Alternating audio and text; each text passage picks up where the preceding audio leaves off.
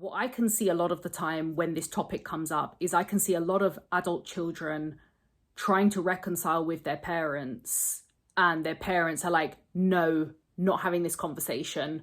We sacrificed for you. That's enough. What is up, people? Welcome back to another video. For those of you who are both old and new around here, a very warm welcome back. I see a lot of stuff online saying that people who go no contact with their parents are doing it because it's suddenly become trendy or because they think it's cool. How somebody can think it's trendy to cut off their parents is beyond me. Maybe let's start looking inwards as to what actually creates the movement of somebody either being estranged from their parents or being very low contact with their parents. There's a lot more to it than just, I'm not talking to you anymore. I personally haven't come across somebody who's ever been bragging about cutting their parents out. I have come across a lot of people who are no contact with their parents. However, it's never come from a point where they're trying to brag to me or trying to look like some big shot person. It's always come from a place of, this was my last resort. I've gone into this topic several times before. I'm gonna link the other videos in the description box down below if you are new to this space, because it's something that I find fascinating. If I'm perfectly honest with you, the people who I believe say that this is becoming a trend or people are doing it to be cool or popular online, that kind of comment usually comes from the older generations. That usually comes from the boomers who know perfectly well why their kids probably don't talk to them, but they'd probably rather strap a grenade to their beef flap than actually admit why their kids aren't really talking to them. So if you are a boomer watching this and you personally struggle with accountability and you hate how the younger generation have boundaries that you guys didn't have, then you're likely going to be really offended by this video. And guess what? I put my red lipstick on just for you guys, because in one of my other videos, some boomer Karen told me that the reason I can't afford kids is apparently because of my so-called Botox and lip fillers that I actually haven't had. But thank you so much for the compliment. When kids go no contact with their parents, it is an absolute last resort. It is likely that those kids or kid has tried absolutely everything in their power to try and resolve or try and work around differences or try to understand how their parents work and try to have a conversation with them, try to sit down and work things out, and it's not worked. And they have likely tried that several times.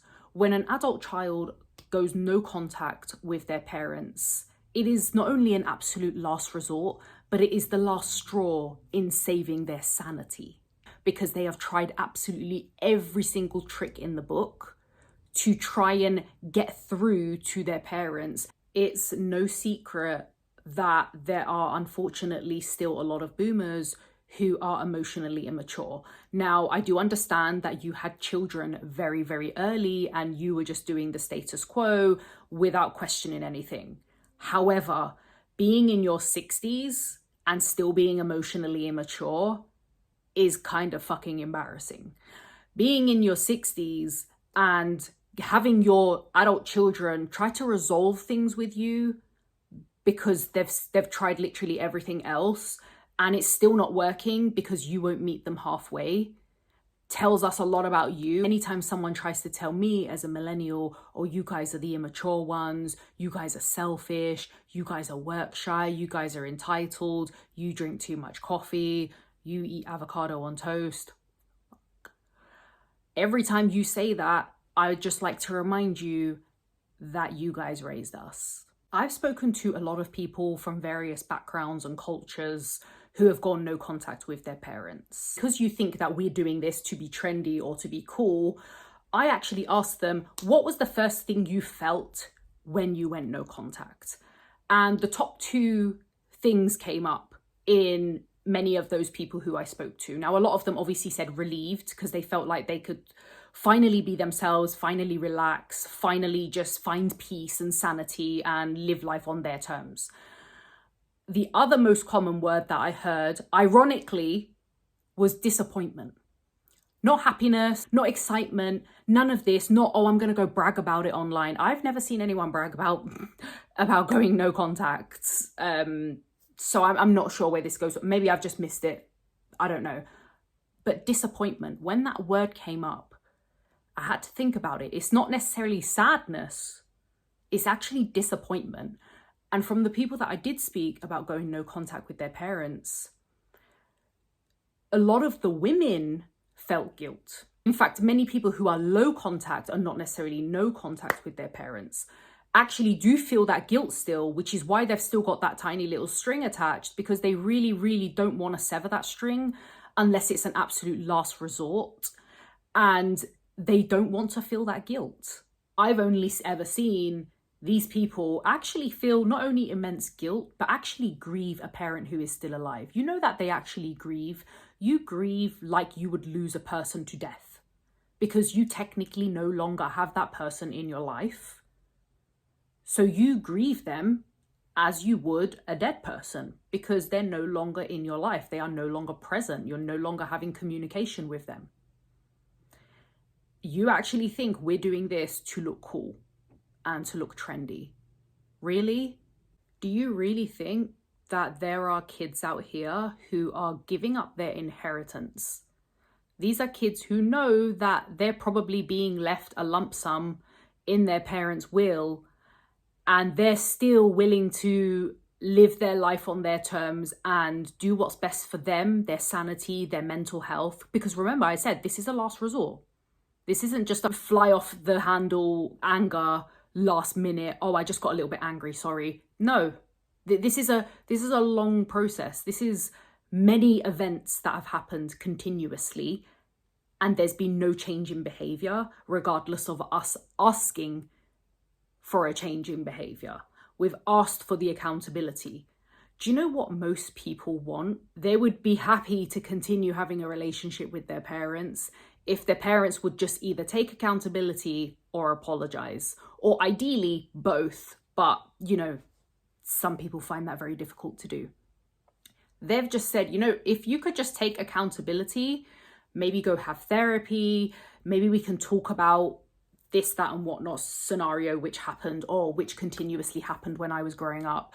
Anything along these lines, just an apology, some sort of accountability, you know, they'd probably still chat to their parents. So I'm going to go through a few really obvious reasons why some adult children can go no contact with their parents. Now, I say they're obvious because they are actually obvious on the surface.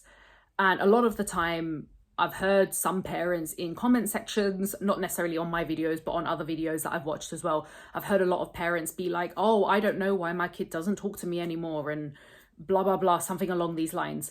I've got a sneaky suspicious feeling you do, in fact, know probably why your child's gone no contact with you, but you're just choosing to either bury your head in the sand, you're choosing to pretend that you don't know the reason so that you can deflect onto your child and make your child look like they're the one in the wrong and they're the one who's disrespectful and they're the ones who are ungrateful. So the most common one is, of course, abuse. This doesn't always have to be physical. In fact, a lot of the time it is mental abuse, it's emotional abuse, it's financial abuse, it's blackmail. I saw a video on TikTok where somebody in the comment section, and the subject was about no contact with parents, and someone in the comment section was like, unless your parents are physically abusing you, there's absolutely no reason to cut them out. And I was like, they were saying something along the lines of, if your life is not in immediate danger, then you shouldn't be cutting them out. But we all know that a lot of abuse goes on behind closed doors. There's manipulation tactics, there's emotional abuse, there's guilt tripping. There's also a lot of behaviors that people think are innocent. So comparing your kids, I cannot stress this one enough. Do you know how demoralizing that is for a child? Not just when they're a child, but when they grow up and they go into adulthood. Do you know how demoralizing it is to be compared to someone, specifically your sibling? You do understand that even as a parent, if you have 2, 3, 4, 5 kids, they're all going to be different. It doesn't matter if it's the same mum and dad. They are going to be different children, period. They're going to have different interests, different personality traits, different temperaments. Making a child feel bad about their personality, who they are, who they're growing up to be, while they're trying to figure out how this fucking psychotic world works, is one of the worst things you can do to your child. If you're constantly comparing their negative traits instead of their positive traits as well, you're going to lose your kid very, very soon once they're old enough to cotton on to what you're actually doing. Another thing that a lot of parents do is humiliate your child. Now, sometimes this might have been an innocent action. This might have not been intended to be evil or to be hurtful. It might have initially felt like a joke in your head, but it's not funny for that child who doesn't quite understand how the world works yet and doesn't understand the full meaning behind people's words because they are still learning. So humiliating your child by making them feel small, making them feel insignificant, invalidating their feelings, basically. And a lot of the time, this is like when a child cries and a parent just shouts at them. They don't know why they're being shouted at. Why are you shouting at them? They're already fucking crying. I don't want to hear in the fucking comments now, like, oh, we didn't have a manual. We didn't know what we were doing. We were learning along the way as well.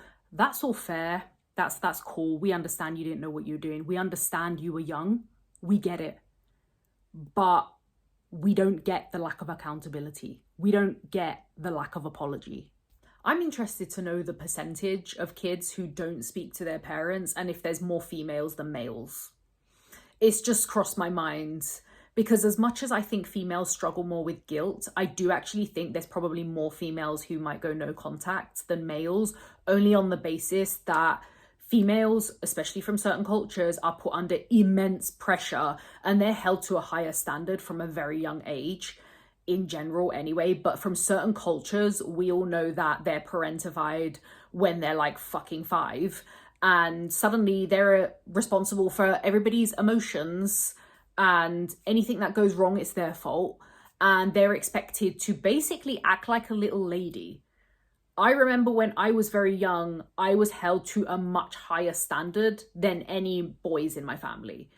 And I was held up here and I had to act very, very mature when I was like 6, 7. You would want to be silly and have fun, but you'd also feel held back because you'd also be like, oh, I better not do that in case I get in trouble. Or, you know, I better not do that. That's really childish. When actually you're a fucking child. You have every right to be childish. I just remember at such a young age being held to such a high standard that by the time I was 25, I just was exhausted from it all. And I think that's why now a lot of people call me immature, because I'm probably playing catch up on being a kid, because when I was a kid, I wasn't allowed to be a fucking kid. This is why I also don't believe in the saying that girls mature faster than boys. What I do believe is that girls are held to a higher standard than boys. Therefore, they possibly act more mature or feel they need to kind of act in line, if you will. And that creates the illusion that they mature faster than boys. The truth is, a child is a child. If they want to be immature, they will naturally be immature. They're not going to think about it. They're not going to go into the playground at school and be like, I'm going to act really immature today. They're just acting like kids. But the reason more females hold back is because they are held to a high standard and because there are more repercussions for when they act out of line, because they know that they're going to be dragged when they do something wrong or when they break something or when they don't get the highest results in school or when they don't pass a certain exam. So it's not that we're maturing quicker, it's that we understand that the consequences apply to us and not to men or boys. I'm getting really sick of hearing every man and his dog, especially the older generations, talk about how you should respect your parents regardless. They're your parents, they gave birth to you. You should respect your elders because they sacrificed for you. Respectfully, and I'm going to try and say this as nicely as possible, no one is asked to be here. Absolutely no one. No one you come across on this planet has had consent about being on this fucking planet in the first place. We're all just trying to navigate the hand that we've been dealt.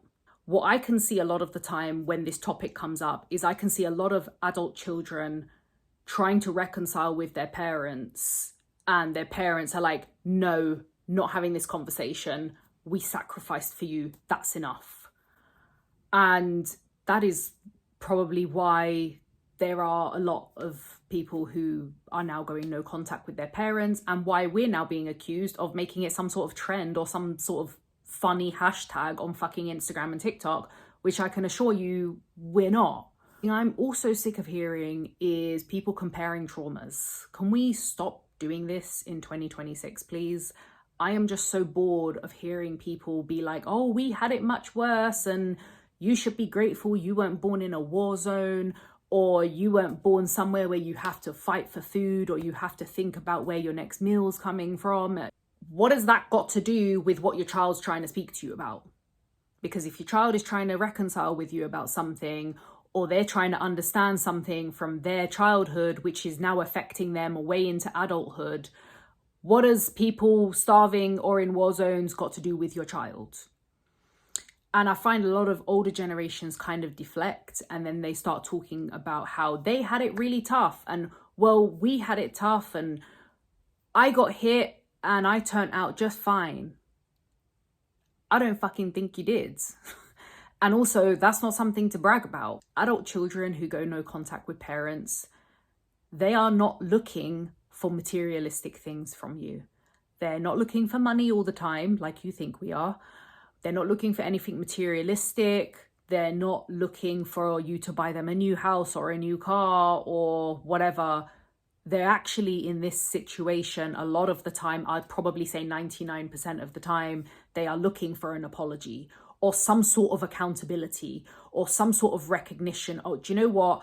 I understand now what I did and said when you were a child was wrong, and I'm sorry it's affected you this way. That's literally it. I would say if you could say that, you'd probably have your adult kids talking to you. If you stuck around this long, thank you so much for joining. If you haven't already, make sure you give this video a massive thumbs up. Hit that subscribe button. I'm going to see you guys in the next video. Peace out.